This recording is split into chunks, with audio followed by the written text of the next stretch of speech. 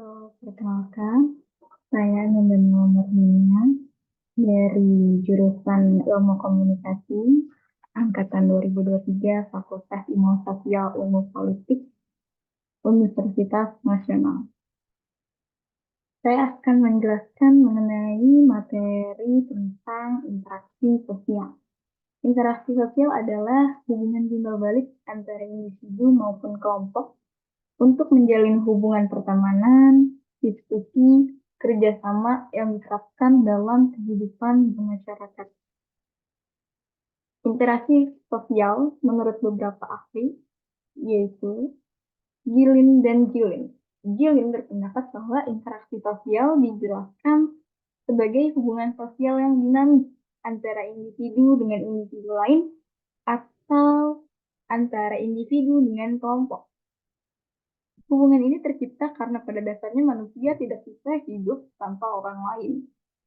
Lalu menurut Balmer, interaksi sosial menurut Balmer adalah hubungan antara dua orang atau lebih yang artinya dari individu dapat mempengaruhi atau mengubah kehidupan individu lain.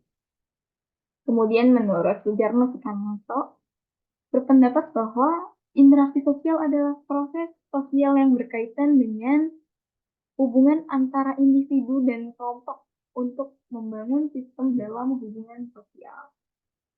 Next slide. Ciri-ciri dan syarat interaksi sosial.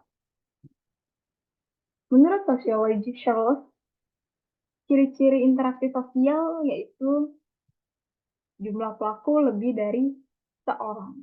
Jelas dong, karena namanya berinteraksi harus ada orang yang uh, lebih dari satu orang agar bisa saling merespon. Yang kemudian dua adalah adanya komunikasi di antara para pelaku dengan menggunakan simbol-simbol. Entah secara ngomong langsung atau ngangguk-ngangguk, iya, juga. Terus yang ketiga, adanya tujuan-tujuan tertentu, terlepas dari sama atau tidak sama dengan yang diperkirakan oleh para pengamat.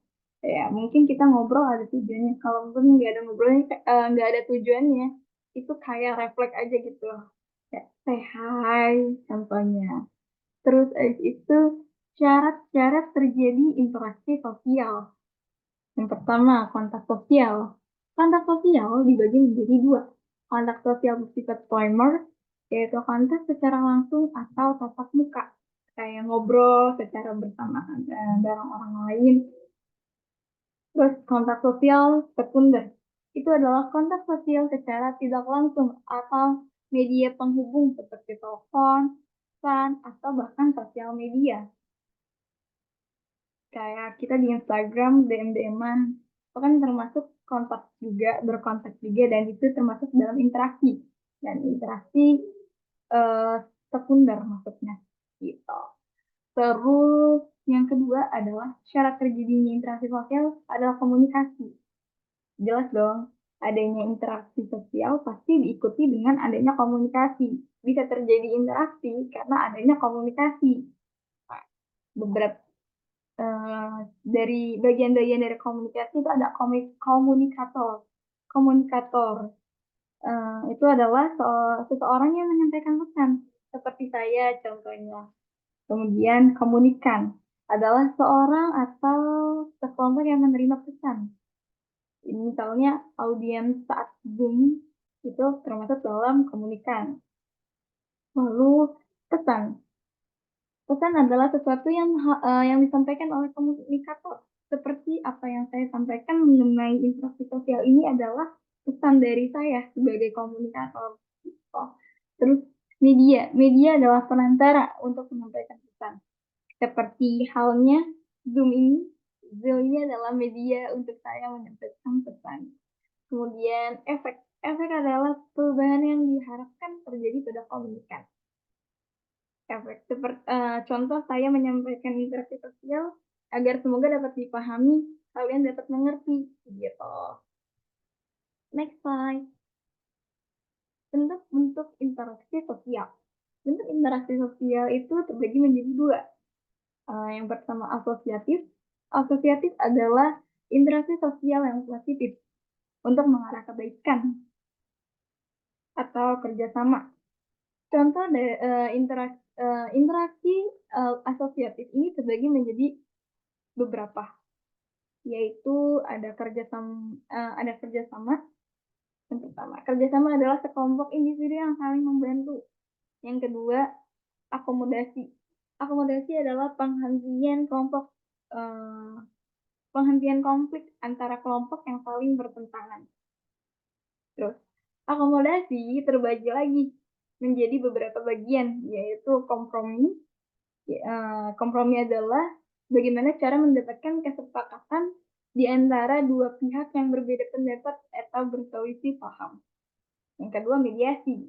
Upaya menyelesaikan konflik dengan melibatkan pihak ketiga yang netral. Misalnya di dalam perceraian, itu pasti pengadilan memberikan jalan mediasi terlebih dahulu agar siapa tahu dengan menghadirkan pihak ketiga mereka bisa bersatu kembali. Jadi tidak perlu bercerai. Gitu. Itu adalah suatu cara untuk menyelesaikan konflik. Terus interaksi sosial disosiatif. Interaksi sosial disosiatif adalah bentuk interaksi sosial yang menghasilkan perpecahan. Interaksi ini terbagi menjadi beberapa, yaitu persaingan atau kompetisi. Itu adalah suatu proses sosial ketika ada dua pihak atau lebih saling berlomba-lomba atau berbuat sesuatu untuk mencapai kemenangan tertentu. Mereka bersaing, berkompetisi, seperti itu. Kayak, ayo siapa yang paling jago dalam hal menggambar, atau siapa yang mau paling dominan agar terlihat dia yang paling jago lah, gitu. Terus kontravensi. Kontravensi adalah suatu bentuk proses sosial yang berada di antara persaingan dan konflik. Contohnya pada saat di politik ya pasti banyak kontravensi dari berbagai pihak. Dan itu adalah hal yang wajar karena kita berbeda pendapat satu sama lain, seperti itu.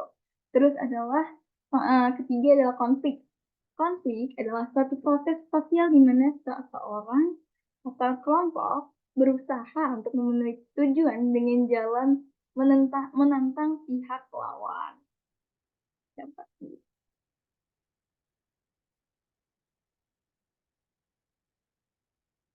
Next slide. Faktor-faktor pendorong interaksi. Yang pertama ada identifikasi. Identifikasi adalah kecenderungan atau keinginan dalam diri seseorang untuk menjadi sama dengan orang lain. Contoh, saya menggembarkan artis K-pop. Terus habis itu, saya berusaha agar tampilan saya sama dengan personil itu. Kayak dari rambut saya, terus badan saya, penampilan saya, gitu. Kemudian ada simpati. Simpati itu adalah proses seseorang yang merasa tertarik pada orang lain. Bukan hanya tertarik aja ya, kayak prihatin. Misalnya ada kecelakaan, kita pasti kayak merasa prihatin gitu, ikut prihatin. Atau bukan kecelakaan deh, musibah, banjir, kita merasa prihatin seperti yang di Palestina juga kita merasa simpati akan konflik tersebut. Terus empati. Empati itu seolah-olah kita ikut merasakan apa yang dirasakan. Contohnya lagi yang Palestina lagi. Kita kayak ikut merasa sedih di mereka diperlakukan seperti itu.